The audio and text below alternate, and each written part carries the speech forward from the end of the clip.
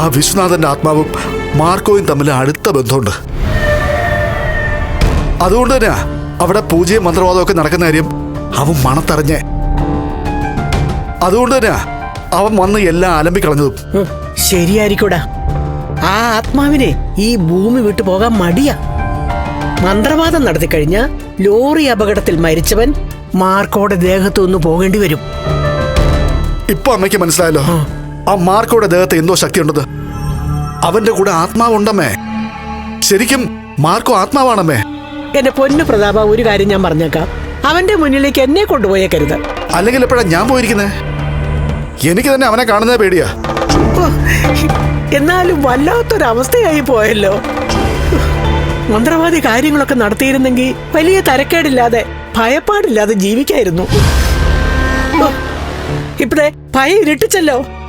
രാത്രി ഉറക്കമില്ലമ്മേ. ഉറങ്ങിക്കഴിഞ്ഞാ പിന്നെ തോണ്ടി വിളിക്കുക. തോണ്ടി വിളിച്ചോ? ഹാ അതെ അമ്മേ. കാലിന്റെ വെള്ളലിട്ട് ചൊറിഞ്ഞിട്ടേ ഇക്ലിയാക്കുക.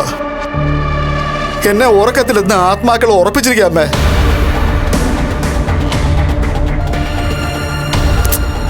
അതിനിടയ്ക്ക് അമ്മ ഇങ്ങനെ എന്നെ സൂക്ഷിച്ച് നോക്കിക്കൊണ്ടിരിക്കല്ലേ. എന്തിനിങ്ങനെ നോക്കി നീക്കൊണ്ടിരിക്കുന്നത്? ഈ നോട്ടം കാണുമ്പോ എനിക്ക് പേടിയാ. ചേടാ, അതിന് നീ എന്തിനാടാ പേടിക്കുന്നേ? നിന്നെ കണ്ട് ഞാനല്ലേ പേടിക്കണ്ടേ?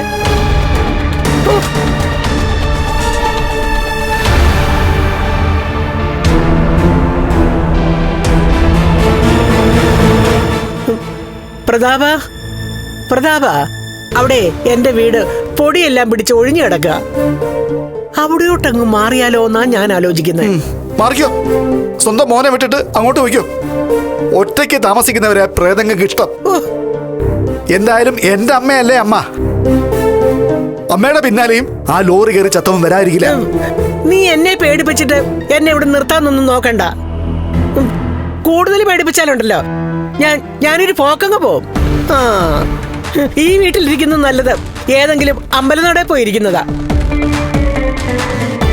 ഇവിടെയാവുമ്പോ നിന്റെ ഭാര്യ എന്ന് പറയുന്ന ഒരു പ്രേതമുണ്ട്. അതിന്റെ കൂടെ ആയിരിക്കും ഇപ്പൊ ഒറിജിനൽ പ്രേതം കൂടിയിരിക്കുന്നത്. അല്ല, ഞാൻ അറിയാഞ്ഞിട്ട് ചോദിക്കുക. ഈ ആത്മാക്കളൊക്കെ പുകച്ചുരുളായിട്ടല്ലേ നടക്കുന്നേ? പിന്നെ ഇവൻ എങ്ങനെ ബൈക്കിൽ കയറി പോവും? നീ ലോറി കയറ്റുമ്പോ അവൻ ഏതിന്റെ പുറത്തായിരുന്നു? ബോത്തിന്റെ പുറത്തായിരുന്നോ ബൈക്കിന്റെ പുറത്തായിരുന്നോ? അത് ബൈക്കിന്റെ പുറത്തായിരുന്നു. ആ, അതുകൊണ്ടാണ് അവൻ ബൈക്കിന്റെ പിന്നാലെ കയറിപ്പോയത്. എടാ, അവൻ ഇപ്പോഴും ബൈക്കിനെ സ്നേഹിക്കുന്നുണ്ട്. എന്നാ മരണം നടന്നപ്പോ തന്നെ പൂജ മന്ത്രവാദമൊക്കെ അങ്ങ് നടത്തണമായിരുന്നു. അങ്ങനെയെങ്കിൽ അന്നേ ആ ആത്മാവിനെ പിടിച്ചു കെട്ടാൻ പറ്റുമായിരുന്നു. നേരത്തെ മഹാലക്ഷ്മി പ്രേതമായിട്ട് അഭിനയിച്ച് നമ്മളെയൊക്കെ കളിയാക്കുമായിരുന്നു. എന്നാ ഇതിപ്പോ അങ്ങനെയല്ല.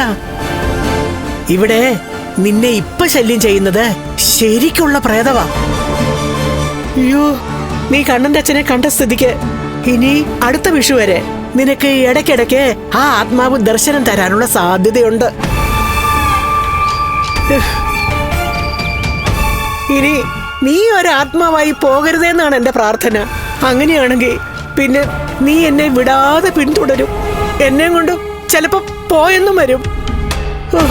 10-20 വർഷത്തിൽ ഒരു ദിവസം കുറയുന്നതിന് മുമ്പ് മുകളിലോട്ട് എടുക്കരുതേ എന്നാണ് എന്റെ പ്രാർത്ഥന. ഇങ്ങനെ സ്വാർത്ഥയായ ഒരു അമ്മയെ ഞാൻ എന്റെ ജീവിതത്തിൽ കണ്ടിട്ടില്ല. മരിക്കുമ്പോ മാന്യമായിട്ട് മരിക്കണമെന്ന് എനിക്ക് ആഗ്രഹമുണ്ട് പ്രതാപ. കണ്ണിൽ കണ്ട പ്രേതത്തിന്റെ പല്ലും നഖവും കൊണ്ട് പോകാനുള്ള പാപമൊന്നും ഞാൻ ചെയ്തിട്ടില്ല, നിന്നെ ജനിപ്പിച്ചതല്ലാതെ.